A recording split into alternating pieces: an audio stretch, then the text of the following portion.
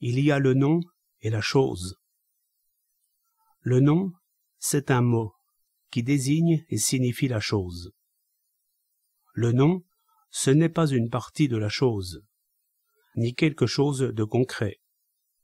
C'est un élément étranger, associé à la chose et extérieur à elle. Dieu qui est la plénitude en soi et le comble de toute perfection, ne peut pas être plus qu'il n'est. Il ne peut pas s'accroître en tant que tel. Mais son nom, lui, peut être augmenté. Il peut s'accroître par la bénédiction et les louanges que nous adressons à ces manifestations extérieures. Et puisque ces louanges ne peuvent être incorporées à son être, qui ne peut s'augmenter de quelque bien que ce soit, nous les attribuons donc à son nom, qui est l'élément extérieur le plus proche de lui. Voilà pourquoi c'est à Dieu seul qu'honneur et gloire appartiennent, et rien n'est aussi déraisonnable que de les rechercher pour nous-mêmes, car nous sommes indigents et misérables intérieurement.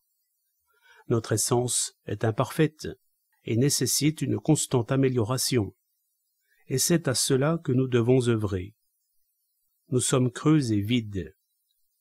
Ce n'est pas de vent et de mots que nous devons nous remplir. Nous avons besoin, pour nous réparer, d'une substance plus solide. Bien bête, l'affamé qui chercherait à se procurer un beau vêtement plutôt qu'un bon repas. Il faut courir au plus pressé. Comme le disent nos prières courantes. Gloire à Dieu dans les cieux et paix aux hommes sur la terre. C'est de beauté, de santé, de sagesse, de vertus et de qualités essentielles de cette sorte que nous manquons, et les ornements externes devront être recherchés plus tard, quand nous aurons pourvu aux choses nécessaires. La théologie traite amplement et pertinemment de ce sujet, mais je n'y suis guère versé. Chrysippe et Diogène ont été les premiers et les plus catégoriques contempteurs de la gloire. Ils disaient que parmi tous les plaisirs, il n'y en avait pas de plus dangereux que celui qui nous vient de l'approbation d'autrui, et qu'il fallait le fuir par-dessus tout.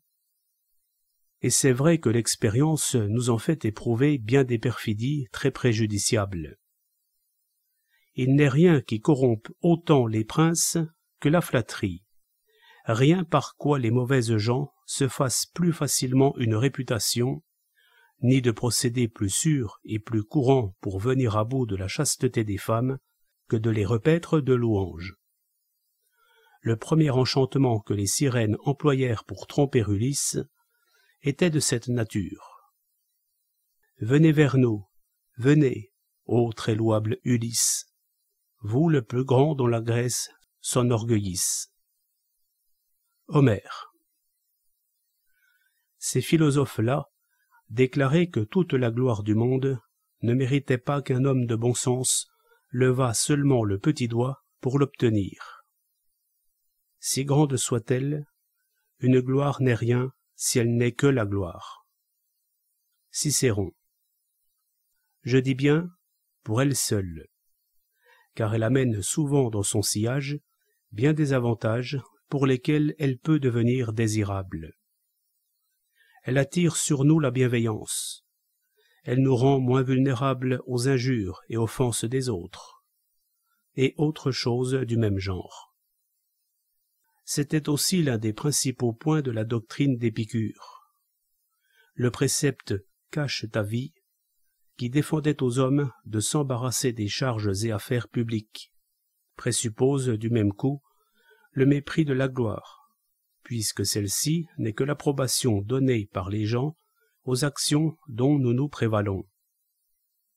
Celui qui nous ordonne de nous cacher, de ne nous soucier que de nous-mêmes, qui ne veut pas que nous soyons connus des autres, veut encore moins que nous soyons honorés et glorifiés par eux. Aussi conseille-t-il à Idoménée de ne jamais régler ses actes sur la réputation ou l'opinion courante, sauf pour éviter les difficultés que le mépris des hommes pourrait à l'occasion lui apporter. Ce sont là des propos tout à fait justes et sensés, à mon avis. Mais nous sommes, je ne sais comment, ambigus, au point que ce que nous croyons, nous ne le croyons pas non plus, et que nous ne pouvons nous défaire de ce que pourtant nous condamnons. Examinons les dernières paroles d'Épicure, celles qu'il a proférées en mourant. Elles sont nobles et dignes d'un tel philosophe, mais elles sont pourtant quelque peu marquées par la gloire attachée à son nom, et par ce travers qu'il avait décrié dans son enseignement.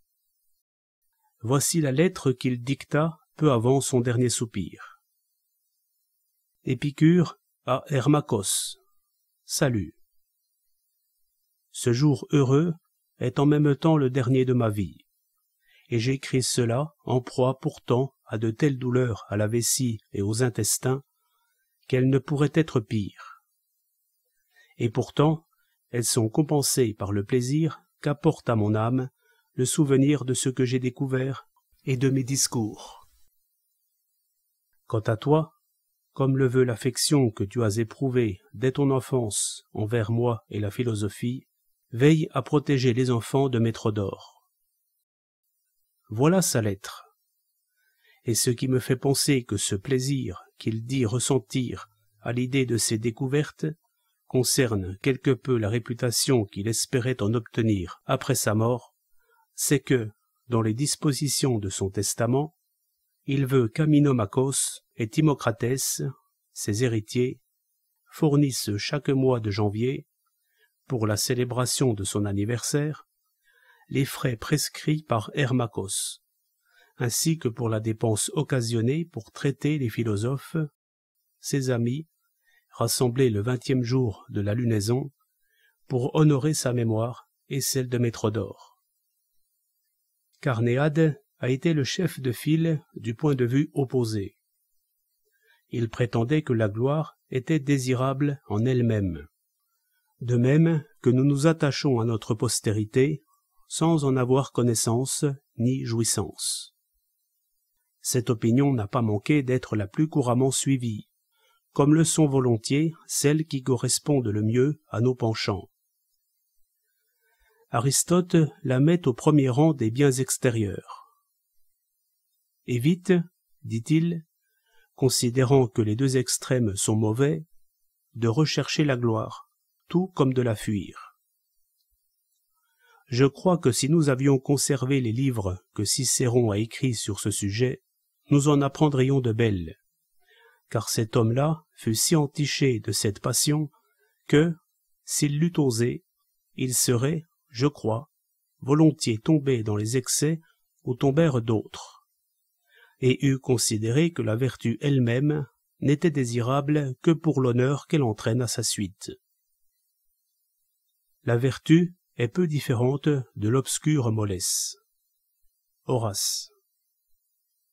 Et c'est une opinion si fausse que je suis fâché qu'elle ait jamais pu se faire jour dans l'esprit d'un homme qui eut l'honneur de porter le nom de philosophe.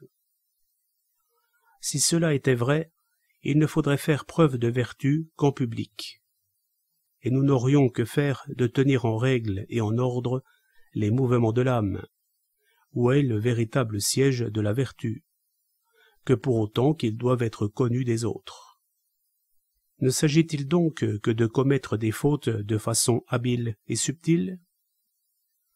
Si tu sais, dit Carnéade, qu'un serpent est caché là où, sans y penser, vient s'asseoir celui dont tu espères la mort pour en tirer profit, tu te conduis mal si tu ne l'en avertis, et cela d'autant plus que ton attitude ne sera connue que de toi-même. Si nous ne nous fixons pas à nous-mêmes l'obligation de bien faire, si l'impunité nous semble juste, à combien de sortes de vilenies nous laisserons-nous aller chaque jour? Ce que Péducéus fit, en rendant scrupuleusement à Plotius ce que celui-ci lui avait confié de ses richesses, chose que j'ai faite souvent aussi, je ne trouve pas cela aussi louable que j'aurais trouvé exécrable d'y avoir manqué. Et je trouve bon à rappeler de nos jours l'exemple de Sextilius Rufus, auquel Cicéron reproche d'avoir recueilli un héritage contre sa conscience. Cet héritage n'était pas contraire aux lois, il était même prévu par les lois. Un étranger, qui espérait ainsi obtenir sa part dans une succession reposant sur un faux testament, fit un jour appel à Crassus et Hortensius, à cause de leur autorité et de leur influence, et contre un certain pourcentage. Ceux-ci se contentèrent de ne pas cautionner le faux document, mais ne refusèrent pas d'en tirer quelque profit. Ils étaient assez couverts s'ils se tenaient à l'abri des accusateurs, des témoins et des lois. Qu'ils se souviennent que Dieu est leur témoin, c'est-à-dire, comme je le pense, leur propre conscience. Cicéron. La vertu est une chose bien vaine et bien frivole, si elle tire sa valeur de la gloire. Il ne servirait à rien dans ce cas de lui donner une place à part, et de la distinguer du hasard. Car est-il quelque chose de plus fortuit que la réputation? Il est sûr que la fortune règne sur toute chose. Elle attribue la gloire ou l'ombre à son gré, plutôt que selon le vrai mérite. Salluste. Le fait que nos actes soient connus et vus de tous relève purement du hasard. C'est le sort qui nous attribue la gloire, selon son bon plaisir. Je l'ai vu souvent précéder le mérite, et souvent outrepasser de beaucoup le mérite lui-même. Celui qui le premier observa que l'ombre et la gloire se ressemblent, fit en cela bien mieux qu'il ne le pensait. Ce sont toutes deux des choses extrêmement vaines. L'ombre précède aussi souvent le corps, et souvent elle est beaucoup plus grande que lui. Ceux qui enseignent aux nobles qu'il ne faut rechercher que l'honneur dans la vaillance, comme si une action qui n'est pas célèbre ne pouvait être honorable, Cicéron, quel résultat obtiennent-ils, sinon celui de leur apprendre à ne jamais prendre de risques, si on ne les voit pas, et de bien s'assurer qu'il y ait des témoins qui puissent rapporter leurs hauts faits, quand il se présente pourtant mille occasions de se distinguer sans que l'on puisse être remarqué. Combien d'exploits personnels demeurent noyés dans la cohue d'une bataille. Quiconque s'amuse à observer ainsi les autres pendant la mêlée ne s'y implique guère lui-même, et produit contre lui-même le témoignage qu'il donne du comportement de ses compagnons. Une âme sage et vraiment grande place dans les actes, et non dans la gloire, ce que nous recherchons le plus de par notre nature, l'honneur. Cicéron. Toute la gloire que j'attends de ma vie, c'est de l'avoir vécue tranquillement. Tranquillement, non selon Métrodore, ou Arcésilas, ou Aristippe, mais selon moi. Puisque la philosophie n'a su trouver aucune voie vers la tranquillité qui soit valable pour tous, que chacun la cherche pour son propre compte. Alexandre et César doivent-ils leur immense réputation à autre chose qu'au hasard? Combien d'hommes, dont nous n'avons plus aucune idée, a-t-il fait passer à la trappe, alors qu'ils commençaient leur ascension, et qui pourtant y mettaient la même détermination qu'eux, et auraient triomphé si le mauvais sort ne les eût arrêtés tout net, à l'origine même de leur entreprise. Au milieu de tant de dangers, je ne me souviens pas d'avoir lu que César ait jamais été blessé. 1000 autres sont morts dans des périls moindres que le moindre de ceux qu'il a affrontés. On n'est pas toujours en haut d'une brèche, ou à la tête d'une armée sous l'œil de son général, comme sur une estrade. on est surpris entre la haie et le fossé. Il faut tenter un coup contre un poulailler. Il faut déloger 4 misérables arquebusiers d'une grange. Il faut s'écarter seul de la troupe et agir seul en fonction des nécessités de l'instant. Et si l'on y prend garde, on s'apercevra, à mon avis, que l'expérience montre que les occasions les moins exaltantes sont justement les plus dangereuses, et que dans les guerres que notre époque a connues, on périt plus de gens de bien dans des circonstances anodines et sans gravité, comme dans la contestation de quelques bicoques, que dans des lieux dignes et honorables. Celui qui tient sa mort pour mal employée, si elle ne se produit pas dans des circonstances remarquables, au lieu de rendre sa mort illustre, obscurcit plutôt sa vie, car il laisse échapper, ce faisant, bien des occasions justifiées de prendre des risques. Et toutes les vraies occasions sont suffisamment illustres, si la conscience de chacun les lui claironne suffisamment. Notre gloire est ce qu'en témoigne notre conscience. Saint Paul. Celui qui n'est un homme de bien que parce qu'on le saura, et parce qu'on aura plus d'estime pour lui quand on l'aura appris, qui ne veut bien faire qu'à la condition que sa vertu vienne à la connaissance des hommes, celui-là n'est pas un homme dont on puisse tirer bien des services. Il me semble que durant l'hiver suivant, Roland fit des exploits dignes qu'on s'en souvienne, mais si bien gardés jusqu'ici que je n'y suis pour rien si je ne les raconte pas, car Roland était plus vif à faire de grandes choses qu'à les raconter ensuite, et ses exploits n'ont jamais été divulgués, sauf quand ils eurent des témoins. Arioste. Il faut aller à la guerre pour y faire son devoir, et en attendre cette récompense, qui ne peut manquer d'accompagner toute belle action, pour occulte qu'elle soit, et même les pensées vertueuses. Le contentement qu'une conscience bien formée ressent intimement d'avoir bien agi. Il faut être courageux pour soi-même, et pour cet avantage que comporte le fait d'avoir un cœur ferme et solide, face aux assauts du hasard. La vertu ignore les échecs honteux. Elle brille d'un éclat sans mélange. Elle ne prend ni ne quitte les faisceaux consulaires au gré des passions populaires. Horace. Ce n'est pas pour se montrer que l'âme doit jouer son rôle. C'est à l'intérieur de nous, là où seuls nos propres yeux peuvent pénétrer. Là, elle nous protège de la peur de la mort, des souffrances et même de la honte. Là, elle nous renforce contre la perte de nos enfants, de nos amis, de notre fortune. Et quand l'opportunité s'en présente, elle nous mène aussi au péril de la guerre. Non pour un quelconque profit, mais pour l'honneur qui s'attache à la vertu elle-même. Cicéron. Ce profit est bien plus grand et plus digne d'être attendu et espéré que l'honneur et la gloire, qui ne sont pas autre chose qu'un jugement favorable porté sur nous.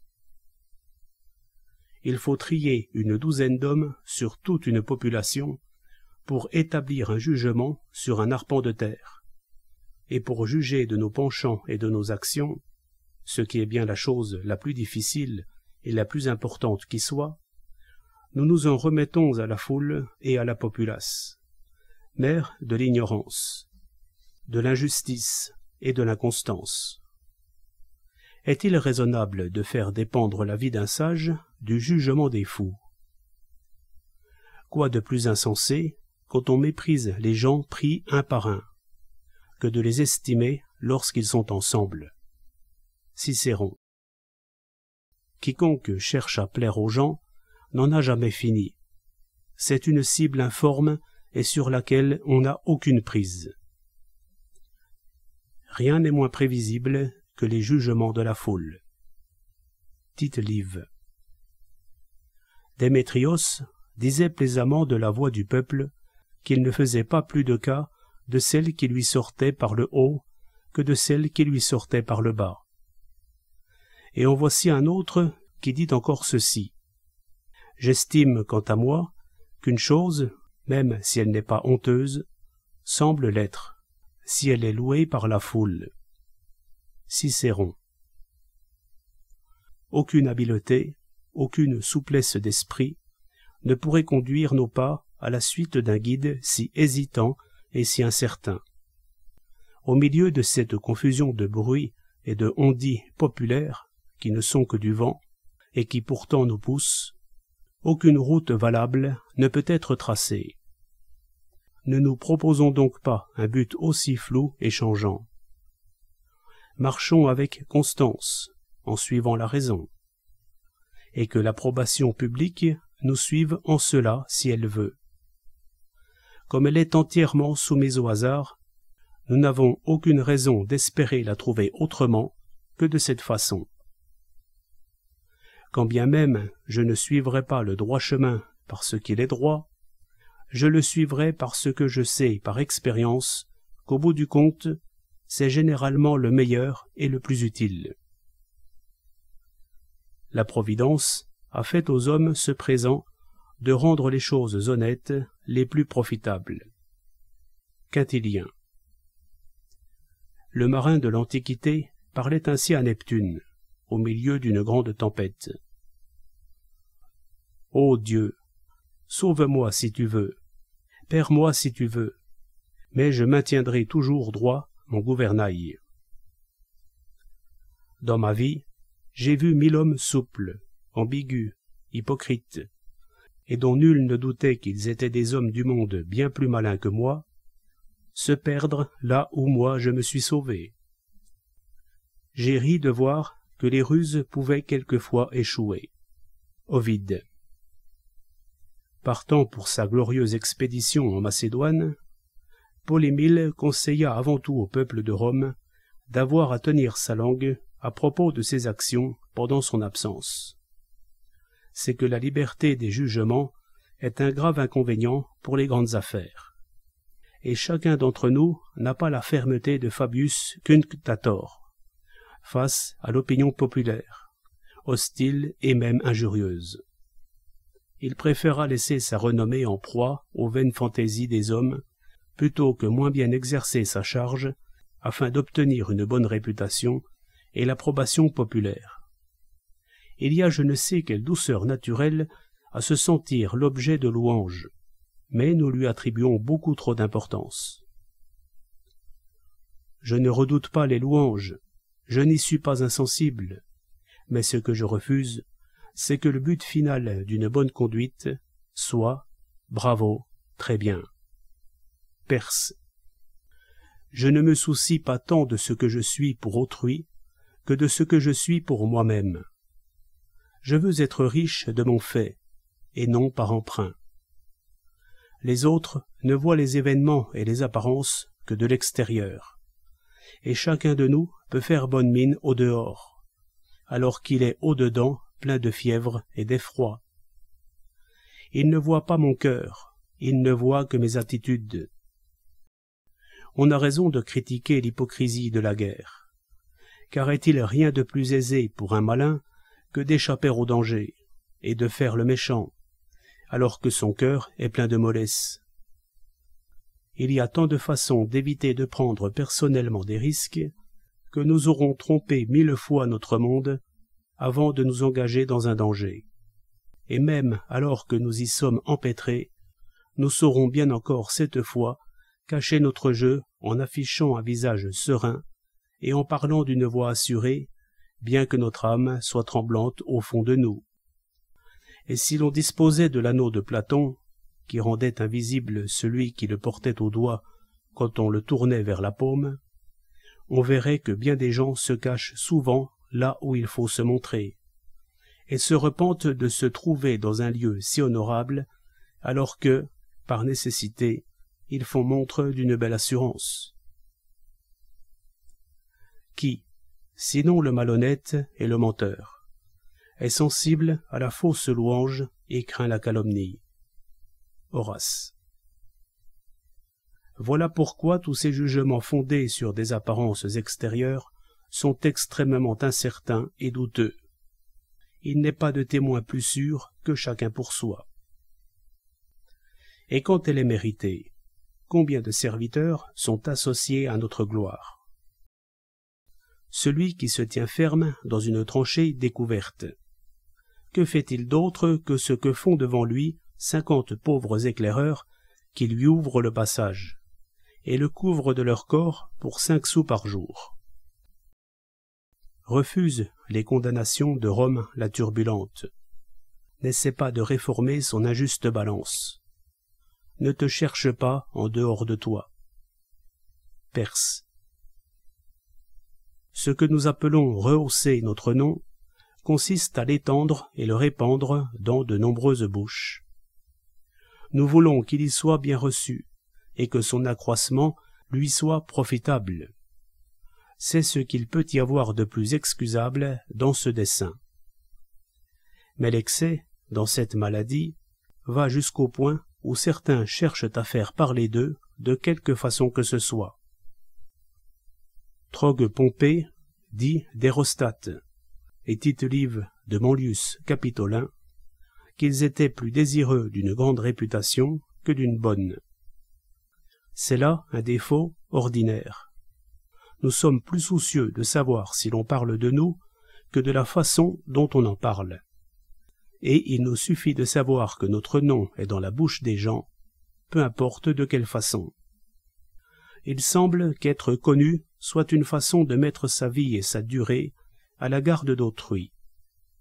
En ce qui me concerne, je considère que je ne suis que chez moi, et pour cette autre face de ma vie qui loge dans la connaissance qu'en ont mes amis, à la considérer toute nue et simplement en elle-même, je sais bien que je n'en ressens le bénéfice et la jouissance que par la vanité de l'idée que je m'en fais.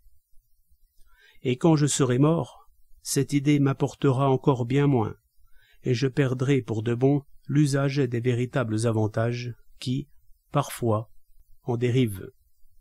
Je n'aurai plus de prise par où saisir la réputation, ni elle d'endroit par où elle puisse me toucher ou même parvenir jusqu'à moi. Dois-je m'attendre à ce que mon nom connaisse un jour la gloire? Tout d'abord, je n'ai pas de nom qui soit vraiment le mien. Des 2 que j'ai, l'un est commun à toute ma race, et même encore à d'autres. Il y a une famille à Paris et à Montpellier qui se nomme Montaigne, une autre en Bretagne, et en Saintonge, on trouve des de la Montaigne. Le déplacement d'une seule syllabe mêlera nos destins, de telle sorte que je prendrai part à leur gloire, et eux, peut-être, à ma honte. D'ailleurs, les miens se sont autrefois appelés Ekem, nom d'une maison encore connue en Angleterre. Quant à mon autre nom, il appartient à quiconque aura envie de le prendre. Ainsi, un crocheteur sera-t-il peut-être honoré à ma place? Et quand j'aurai une marque qui me soit propre, que pourrait-elle bien désigner quand je n'y serai plus? Pourrait-elle indiquer et mettre en valeur le néant? Si la postérité me loue, la pierre de mon tombeau en pèsera-t-elle moins lourd sur mes os? De mes mânes, de mon tertre, de ma cendre fortunée, des violettes surgiront-elles? Perse. Mais de cela, j'ai déjà parlé ailleurs. Au demeurant, dans toute la bataille où 10 000 sont estropiés ou tués, il n'en est pas 15 dont on parlera. Il faut qu'une grandeur particulièrement éminente, ou quelque conséquence importante, lui ait été associée par le fait du hasard, pour qu'une action personnelle prenne de la valeur, et non seulement celle d'un arquebusier, mais même celle d'un chef. Car en vérité, tuer un homme, ou 2, ou 10, et faire courageusement face à la mort, si ce n'est pas rien pour nous, car il y va de nous-mêmes, pour le reste du monde, ce sont là des choses tellement ordinaires, qu'on voit cela tellement tous les jours, et il en faut tellement pour produire un effet notable, que nous ne pouvons en attendre aucune renommée particulière. c'est une chose qui arrive à bien d'entre nous, banale, et parmi les innombrables faits dus au hasard. Juvénal. Parmi tant de milliers d'hommes morts depuis 1500 ans en France, les armes à la main, il n'y en a pas 100 dont nous ayons eu connaissance. Ce n'est pas seulement la mémoire des chefs qui est ensevelie, mais celle des batailles et des victoires également. Les destinées de plus de la moitié du monde, faute de registres où les consigner, sont demeurées telles quelles, et se sont évanouies sans parvenir à la durée. Si j'avais en ma possession les événements inconnus, je crois qu'ils supplanteraient facilement ceux qui sont connus, dans tous les cas. Comment se peut-il que chez les Romains eux-mêmes, sans parler des Grecs, parmi tant d'écrivains et de témoins, tant de rares et nobles exploits, si peu soient parvenus jusqu'à nous?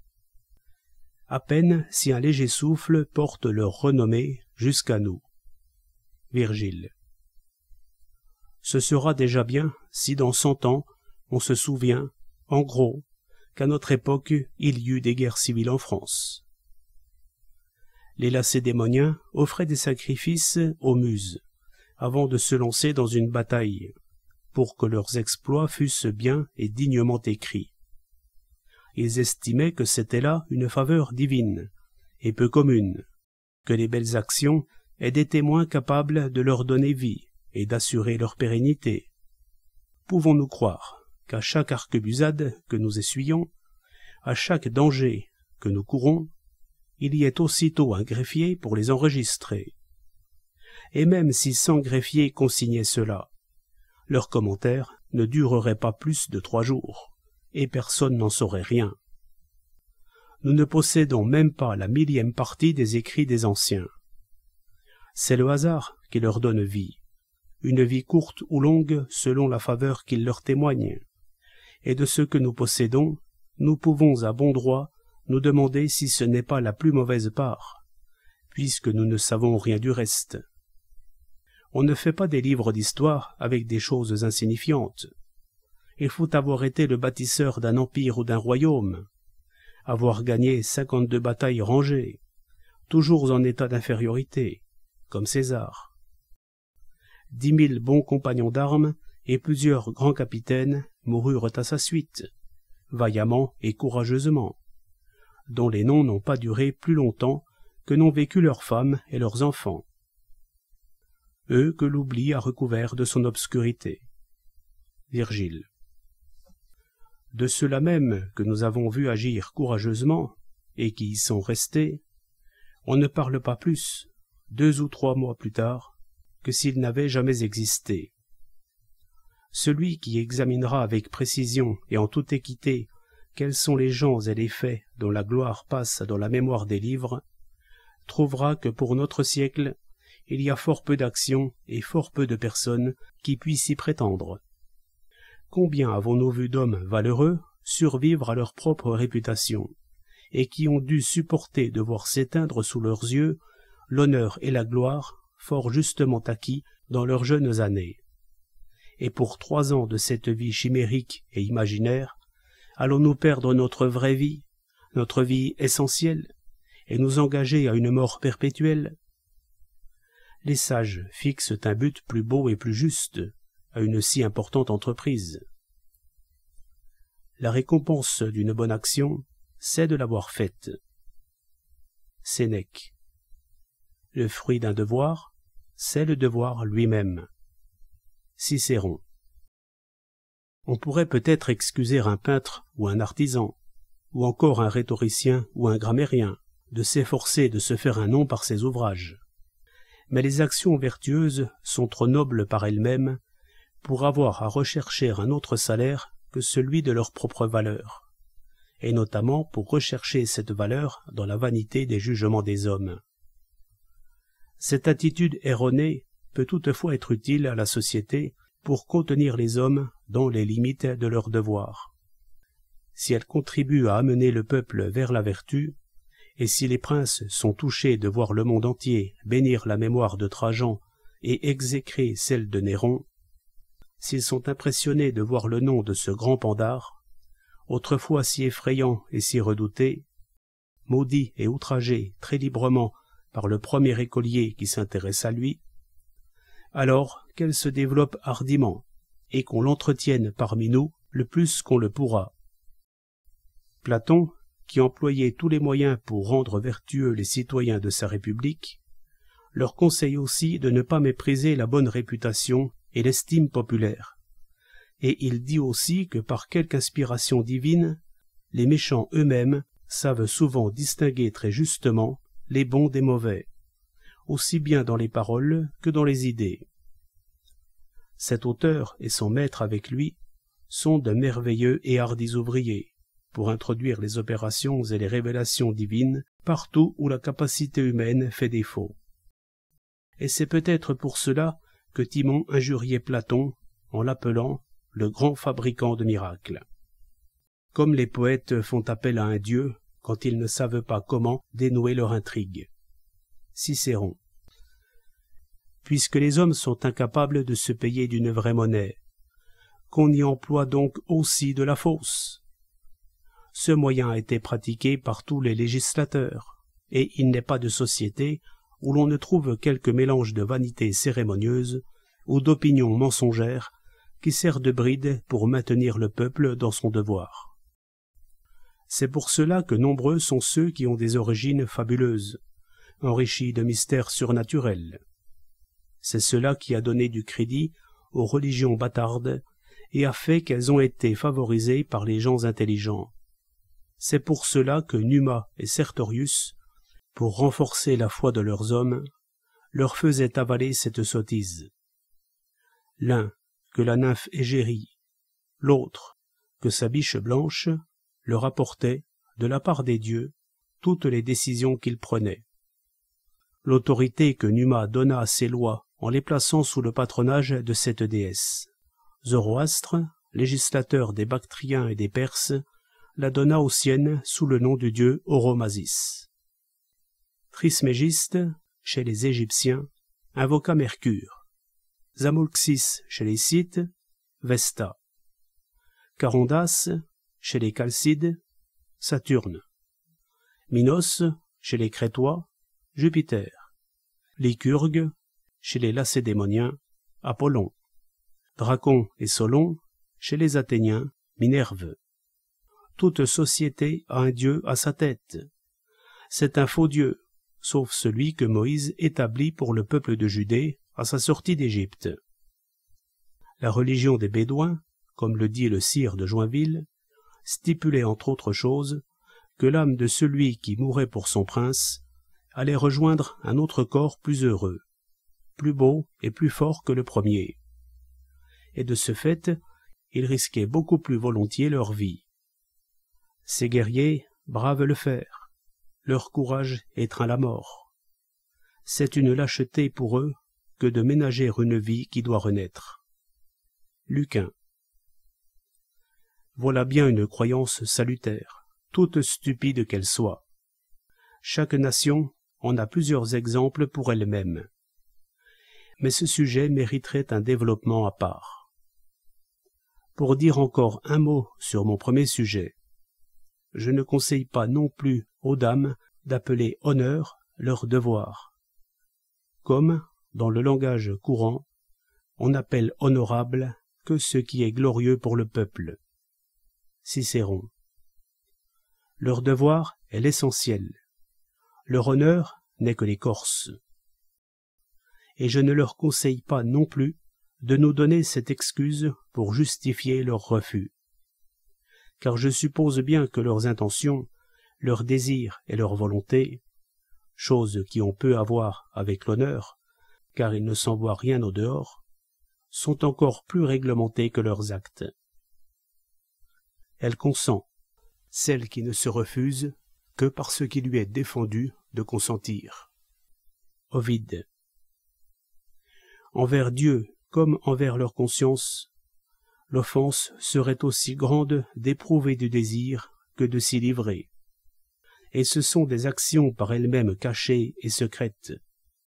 Il serait donc bien facile d'en dérober quelques-unes à la connaissance d'autrui, sur laquelle repose l'honneur, si elles n'avaient d'autre respect envers leurs devoirs, et d'affection pour la chasteté en elle-même. Toute personne d'honneur choisit plutôt de perdre son honneur que sa conscience.